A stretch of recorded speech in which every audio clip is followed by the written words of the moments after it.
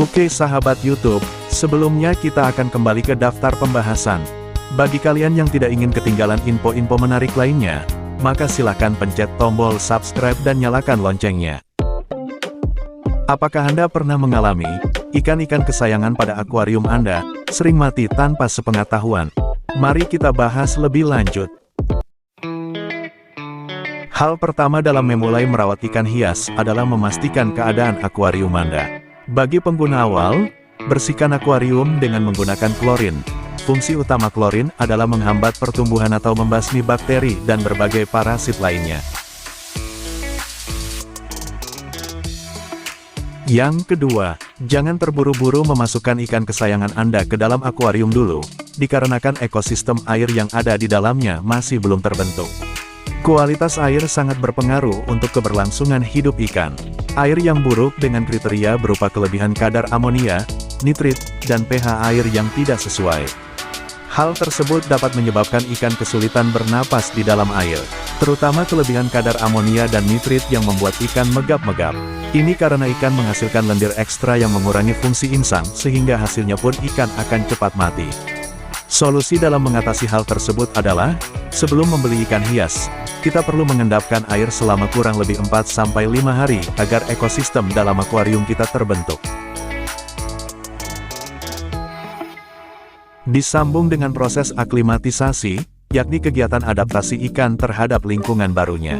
Ikan yang baru didatangkan dari tempat lain, sebaiknya diaklimatisasi terlebih dahulu kurang lebih 30 menit dengan cara meletakkan kantong plastik ke dalam akuarium. Selanjutnya kantong plastik dibuka dan ikan bisa dilepaskan secara bebas.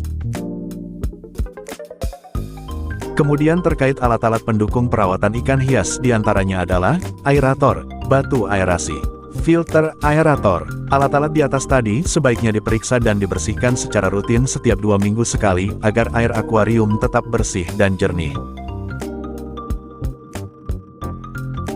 Selanjutnya, memantau dan merawat kondisi ikan dengan rutin. Pada dasarnya ikan dalam akuarium lebih sensitif terinfeksi penyakit ataupun semacam parasit lain jika tidak dipantau secara rutin.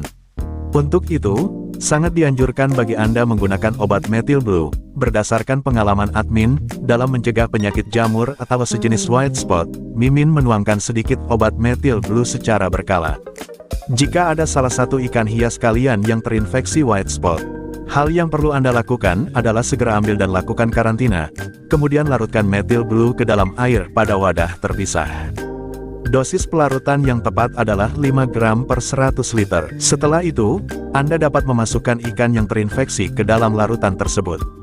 Diamkan ikan selama 2 hari di dalam larutan tersebut. Lihat perkembangannya, jika ikan sudah terlihat lincah dan sehat seperti biasanya, maka pengobatan dapat dihentikan.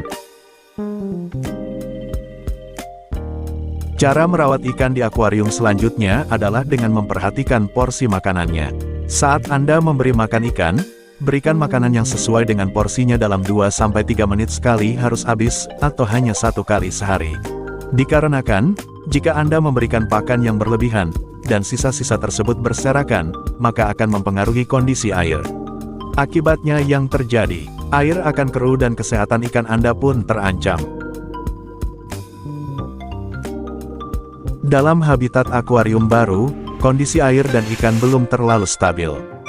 Percaya atau tidak, berdasarkan pengalaman admin, mengganti air terlalu sering dalam kondisi ini hanya akan menyebabkan ikan cepat mati.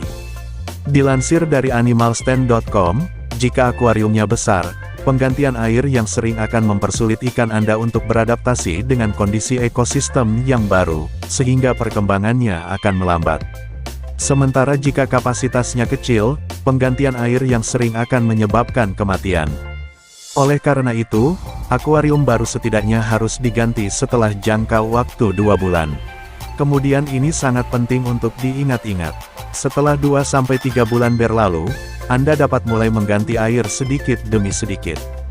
Paling tidak Anda mengganti air tidak boleh lebih dari 20% dari total volume air. Ini dapat dilakukan setidaknya 2 minggu sekali. Jadi, dalam 2 bulan, Anda perlu mengganti 20% volume air sebanyak 4-5 kali. Sembari mengganti air, Anda dapat melakukan pembersihan pada dinding-dinding kaca akuarium. Ini untuk mencegah pertumbuhan lumut yang tidak penting dan hal-hal lain yang mengotori akuarium Anda. Mungkin itu tadi sedikit tips dan pembahasan dari admin. Semoga bermanfaat, dan Anda bisa mencoba atau menerapkan ilmunya dengan maksimal. Terima kasih dari kalian semua yang sudah menonton. Jangan lupa pencet tombol subscribe, like, dan komen.